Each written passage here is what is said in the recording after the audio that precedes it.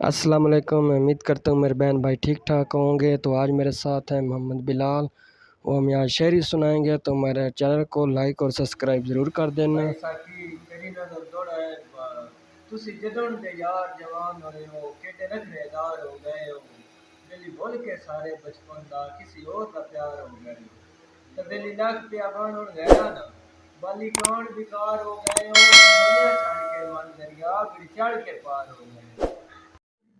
भाई साकी वेले बचपन दे ओ याद चकर कोठे रह दे पेंदे आसे एक दूए नु सब कुछ दस छड़ना कोई बेच पेंदे नसे ते आया अशरफ दौर जवानी दा ढोला हो गया गैर दे पासे सन तेरे ते शिकवा कख भी नु सन प्यार ना आया रासे। भाई साकी राम नबी शाह नंदी नौर दौड़ा कर सा बकेड़ी फर्ज नमाज मोहब्बतां दी मैथों यार कज़ा हो गई है एक तू न रुसिया नाल मेरे कहनात कफा हो गई ते मेरा दिल बार तेरे दिल विचों उक्का खत्म वफा हो गई है तैथों निखड़ के इंज पिया लगदा ई जिवें मौत सजा हो गई है।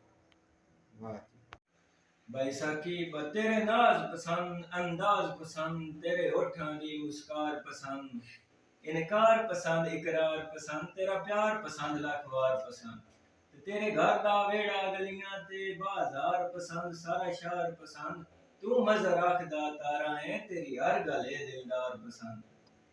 इरशाद इरशाद भाई साकी तेरा ढेर नजीर अकीदतमंद है कदी तुम ही जान ते लैया ता रखिया ज़हन ते मुल्क दियां मेरी नियत नु छाण ते लैया ते छेक करके बूहे उत्ते आए दी रख इतना मान ते लैया चलो बाल ना करे पानी दा छड़ा सज्जन सियाण ते लैया।